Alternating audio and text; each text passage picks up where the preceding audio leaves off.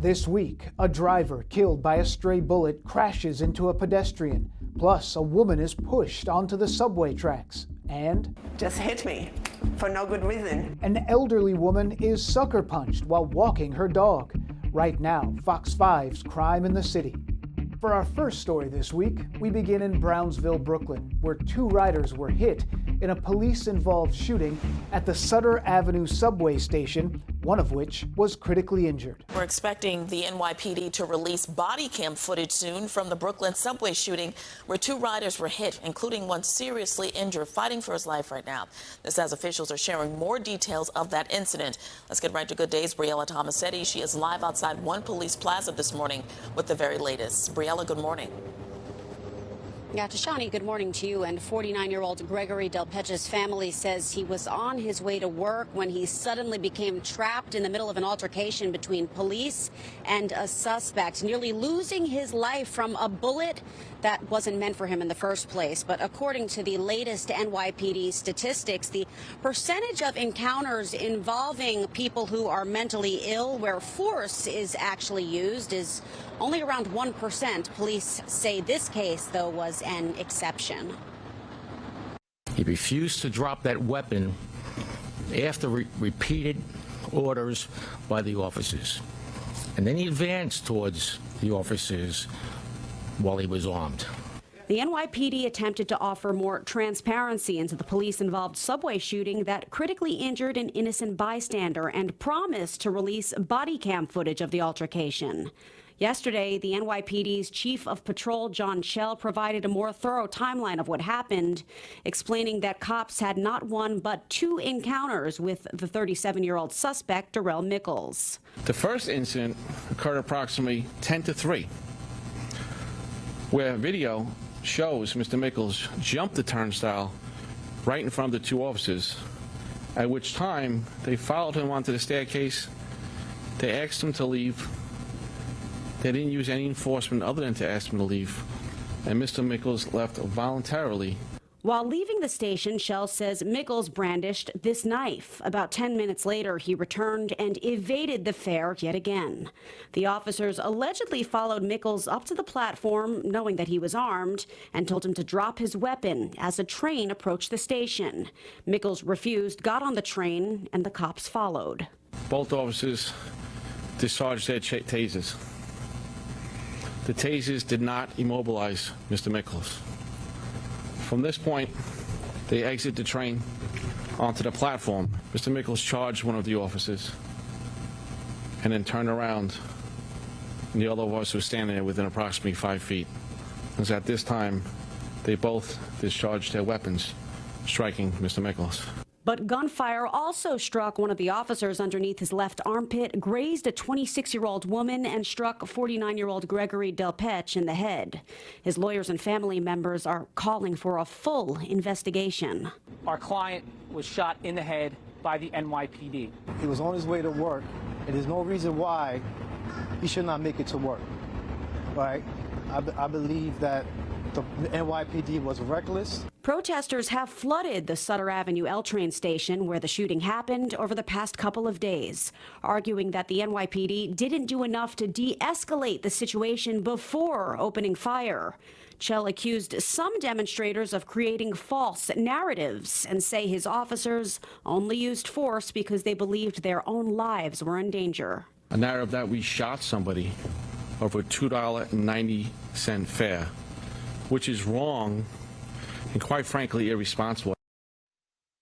The 8-inch knife Mickles allegedly used to threaten those officers initially went missing from the crime scene but was later recovered. Meanwhile, it'll be a long road to recovery for Gregory Delpech, whose family says he underwent cranial surgery to reduce swelling from that gunshot wound. We now go to the Upper West Side, where an 81-year-old woman was randomly punched in the head while she was walking her dog. The attack happening just a few blocks away from Lincoln Center, and that suspect is still on the run tonight. All right, Fox 5's Duarte Geraldino spoke exclusively with the woman. What did she have to say tonight, Duarte?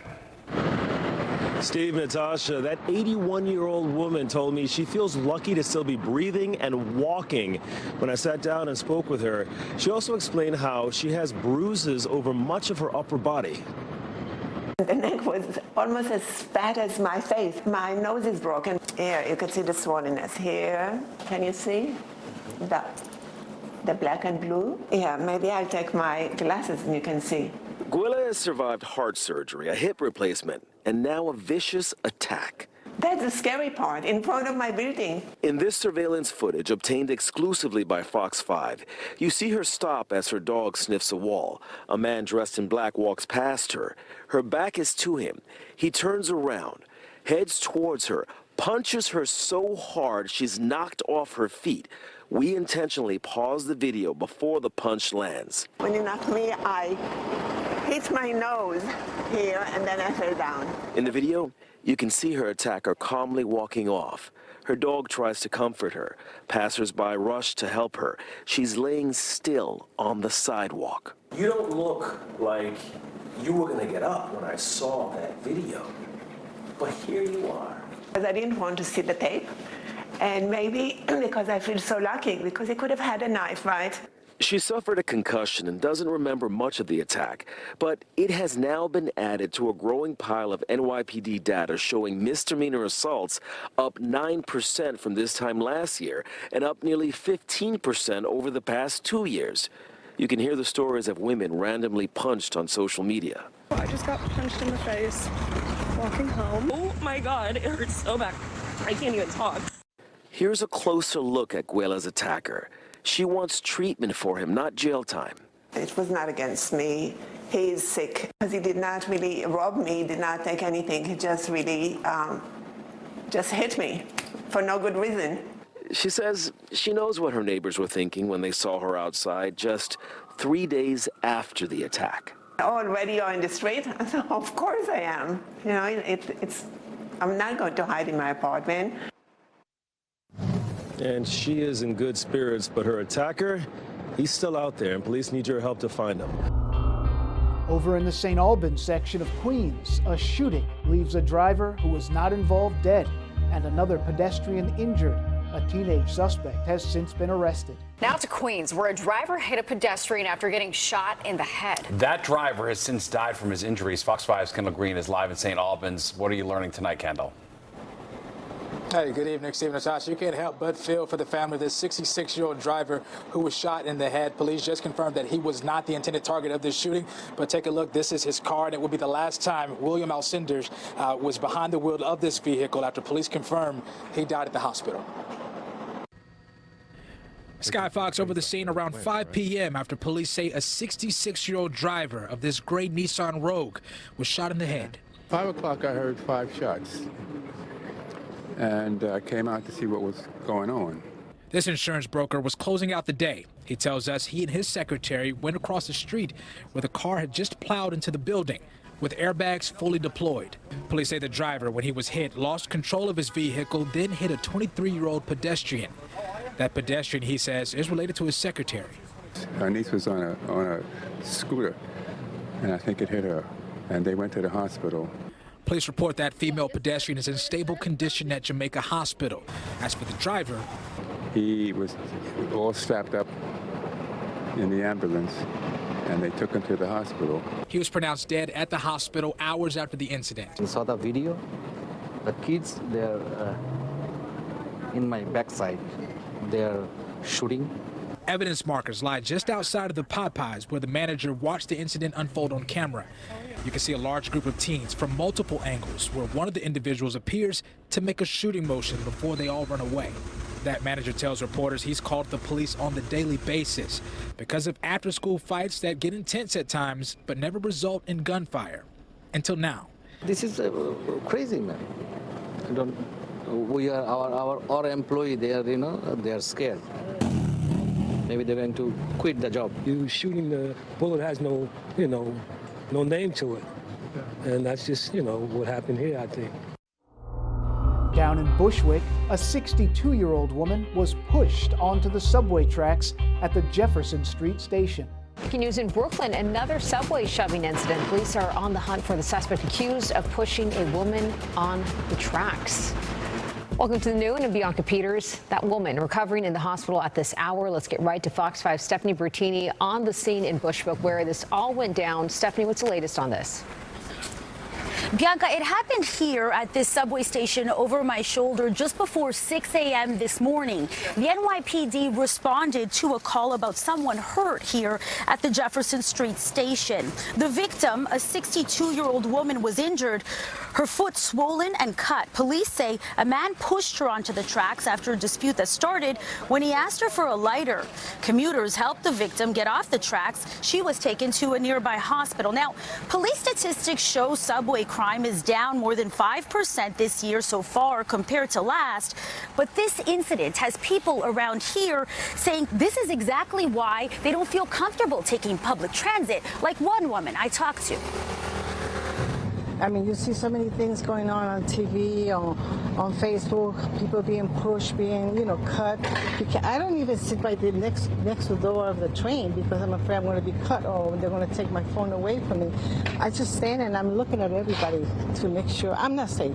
I get very nervous when I get into the train. The investigation is ongoing. No arrest yet. If you have any information, you're asked to call Crime Stoppers right now.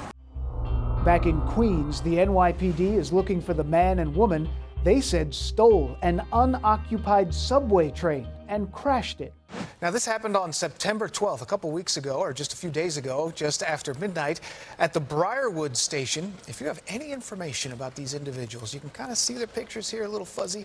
Call Crime Stoppers 1-800-577-TIPS. A pair of former FDNY fire chiefs are now under indictment on corruption charges. The arrests follow a year-long probe accusing the two former chiefs of accepting nearly $200,000 in a bribery scheme. That's right. The arrests follow a year-long probe accusing the two former chiefs of accepting nearly $200,000 in a bribery scheme. Fox 5's Antoine Lewis has more on the investigation. Federal prosecutors have indicted retired FDNY chiefs Anthony Saccavino and Brian Cordasco on bribery and corruption, charged with expediting the safety inspections of city buildings while they were high-ranking officials at the Bureau of Fire Prevention, or BFP. They allegedly created a VIP lane for faster service that could only be accessed with bribes. Southern District U.S. Attorney Damian Williams says Saccavino and Cordasco were part of an elaborate scheme with retired FDNY firefighter Henry Santiago Jr. Authorities say Santiago ran a company that facilitated safety inspections. Payments were then given secretly to Anthony Saccavino and Brian Cordasco, who then, as we allege, used their authority as chiefs at the BFP to push and expedite matters that were pending before the BFP. And that in turn created this fast track. Authorities say the defendants took advantage of the backlog of safety inspections for new buildings that was created by the pandemic. Officials say their investigation began in 2021 and that 49-year-old Cordasco and 59-year-old Saccavino collected at least $190,000 while the alleged scheme was in operation. Mayor Adams was asked about the indictments during a separate event on Monday. It started under the previous administration. Our administration became aware of it. They took the proper steps and reported the action. In a statement to Fox 5, newly named FDNY Commissioner Robert Tucker said every member of the FDNY takes a sworn oath to conduct themselves honestly and ethically. Anything less will not be tolerated. The department will fully cooperate with any ongoing investigations. Williams' office is also conducting 3 of the 4 corruption inquiries involving people with ties to City Hall. He was asked if more corruption indictments were possibly forthcoming. I'm not going to be able to comment on that.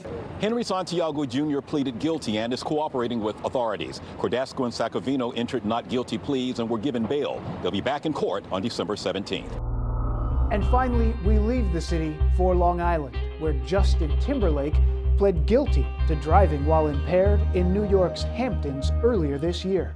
Well, it's a celebrity court case that has dominated Long Island. That's right. Justin Timberlake back in Sag Harbor today, where he entered a new plea in connection to his DWI arrest back in June. Fox 5's Jerry Goldberg was there as he pleaded guilty to a lesser charge and has the details on what comes with that. Even one drink Don't get behind the wheel of a car. Justin Timberlake using himself as an example of what not to do during a public safety announcement that was agreed upon as part of a plea deal with Suffolk County. On Friday morning, the 10-time Grammy winner pleaded guilty to a lesser charge of driving while ability impaired in connection to his DWI case. This is a mistake that I made, but I'm hoping that whoever's watching and listening right now can learn from this mistake. I know that I certainly have.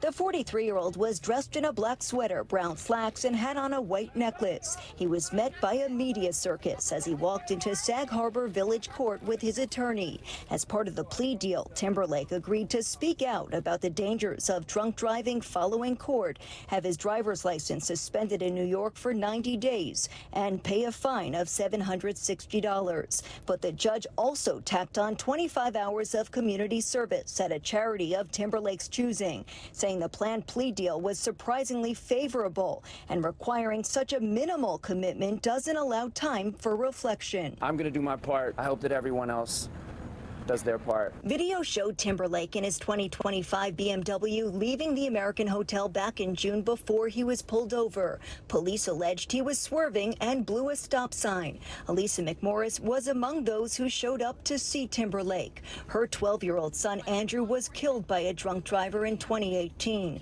She says she believes Timberlake accepted responsibility and hopes he'll choose the organization she founded after her son's death to raise awareness about impaired driving. There is a ton of things that he can do with his songs and plays on his songs that will speak to this next generation. Let's bring sober back and let's make sure that everyone gets home safe. Now, Timberlake just wrapped his European leg of the tour. He'll be back on stage on September 28th in Newark, New Jersey. As for whether he'll deliver a message about safety on the roads, that remains to be seen. That's this week's Crime in the City. Subscribe for more at youtube.com/Fox5NY.